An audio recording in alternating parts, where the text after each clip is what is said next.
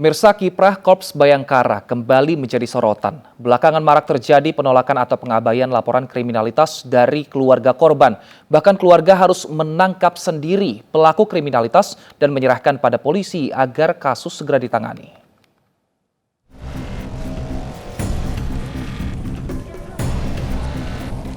AY, pelaku pencabulan terhadap anak berusia 11 tahun di Bekasi, Jawa Barat, tak berkutik saat ditetapkan sebagai tersangka. Ironisnya, ia ditangkap sendiri oleh keluarga korban saat akan kabur keluar kota dan lantas diserahkan pada polisi. Langkah keluarga diambil karena laporan mereka tidak ditanggapi oknum polisi dan justru disikapi dengan tindakan kurang menyenangkan. Kini AY tengah menjalani pemeriksaan sebelum kasusnya dilimpahkan ke persidangan. Atas perbuatannya, AY terancam hukuman maksimal 15 tahun penjara.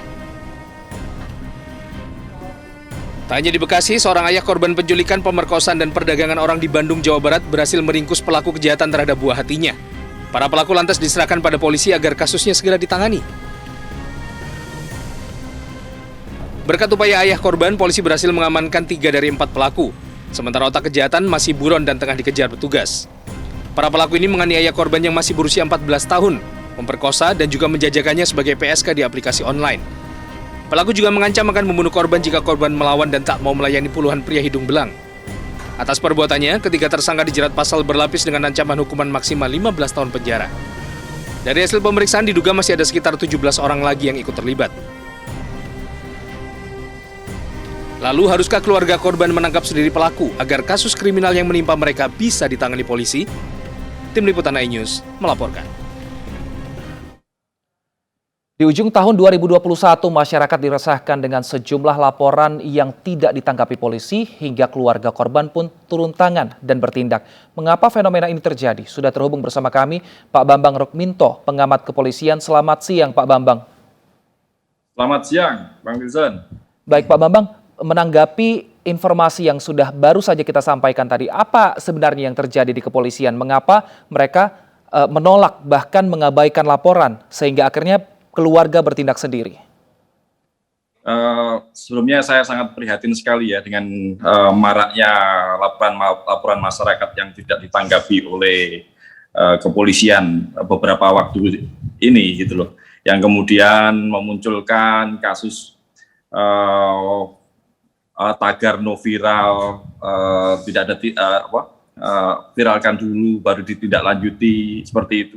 Ini sangat memprihatinkan sekali, dan kemudian sekarang beranjak masyarakat seolah-olah diperkenankan untuk main hakim sendiri gitu, untuk menangkap pelaku. Artinya di sini memang pelayanan kepolisian sangat lemah sekali dan sangat memprihatinkan masyarakat, sehingga masyarakat yang mencari, mengeluh dan ingin dilayani ini dalam proses hukum ini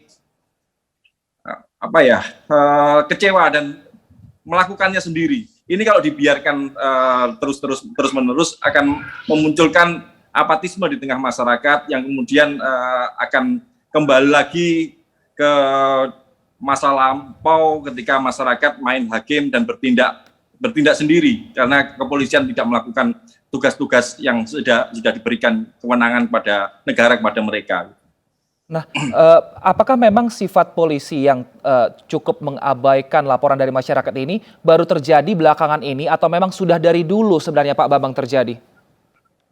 Sebenarnya sudah sangat lama ya ini terjadi, hanya saja karena sekarang ini media sosial sudah benar-benar menjadi bagian dari masyarakat kita, sehingga semua hal bisa diunggah oleh masyarakat ke media sosial gitu. Padahal sejak dulu hal-hal seperti itu sudah ada, sehingga memunculkan masyarakat geram dan memunculkan main hakim sendiri. 10-20 tahun yang lalu mungkin terjadi seorang pencopet dihakimi, dihajar oleh massa, kemudian seorang pencuri motor ditangkap, kemudian dibakar. Hal-hal seperti itulah yang sebenarnya kita harapkan munculnya sosok-sosok polisi yang benar-benar melayani masyarakat. Ketika sekarang seorang lapor kemudian diserahkan kembali kepada pelapornya, ini benar-benar sangat mengecewakan sekali gitu. Negara sudah memberikan ratusan triliun anggarannya kepada kepolisian untuk melayani masyarakat dan diberikan kewenangan yang sangat besar. Ketika polisi hanya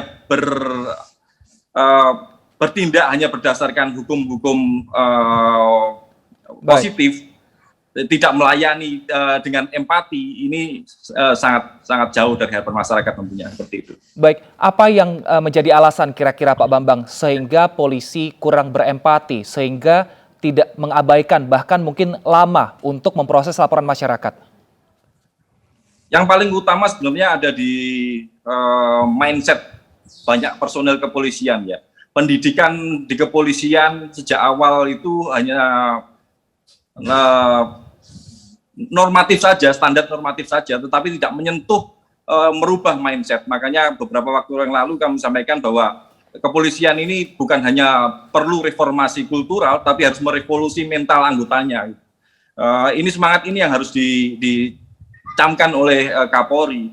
Revolusi mental ini tidak hanya sekedar membangun sistem, merubah mental saja, tapi harus membangun sistem yang benar-benar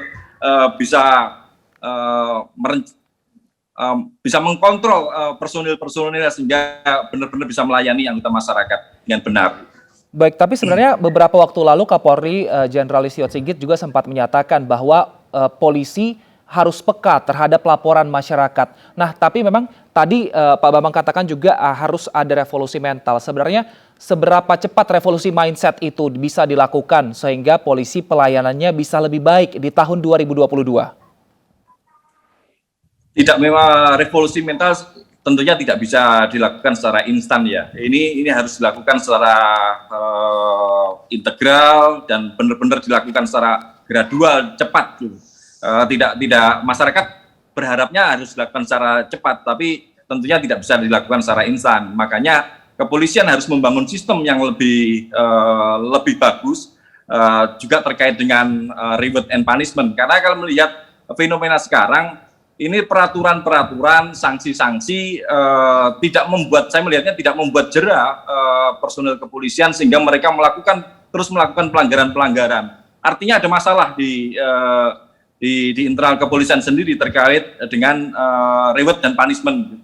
Saya melihatnya ini adalah PR besar dari ASDM ketika terkait dengan reward and punishment ini. Punishment saya melihatnya Propam memang sudah proaktif, sudah bergerak melakukan punishment, tetapi bagian SDM ini saya melihatnya masih menjadi benteng dari kesalahan-kesalahan ketika personel yang sudah diberikan punishment kemudian ternyata dimutasi dan bahkan diberikan promosi seperti itu. Makanya ini harus menjadi PR dan sebenarnya ada beberapa catatan catatan saya terkait itu. Tapi sampai saat ini hal-hal seperti itu masih terjadi dan ini kalau tidak dilakukan oleh Kapolri dengan tegas, ini akan menjadi bola salju yang ke depan akan semakin mengecewakan harapan masyarakat. Baik, kita harapkan semoga Kapolri dan juga petinggi Polri ini bisa segera melakukan revolusi mindset dan juga mental dari anggota-anggotanya sehingga hal ini tidak terulang kembali dan kepercayaan masyarakat terhadap kepolisi bisa meningkat di tahun depan. Terima kasih Pak Bambang Rukminto telah bergabung bersama kami di iNews Siang. Sehat selalu Pak.